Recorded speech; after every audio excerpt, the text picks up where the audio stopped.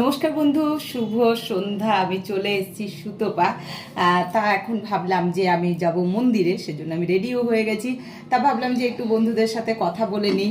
আর এই যে সন্ধ্যে দিয়ে নিয়ে একটু চা না খেলে হয় না, তাই 6:30 বাজতে বেশি আর দেরি নেই, মন্দির 6:30টায় খুলে। তাই ভাবলাম একটু বন্ধুদের সাথে কথা বলতে বলতেই একটু চা খেয়ে নিই। তাই আমি চা করছি, আর অবশ্যই আমার সঙ্গে থাকবেন।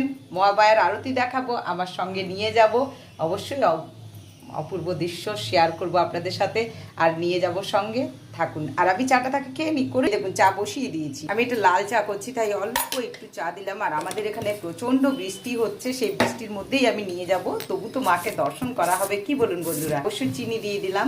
আর আপনাদেরকে চা খাওয়ার নেমন্তন্ন সন্ধেবেলা, আবার পুজো দেখার নেমন্তন্ন থাকলো। সবাই চলে আসবেন আমার বাড়ি, সবাইকে কিন্তু আসতে হবে আমার বাড়ি।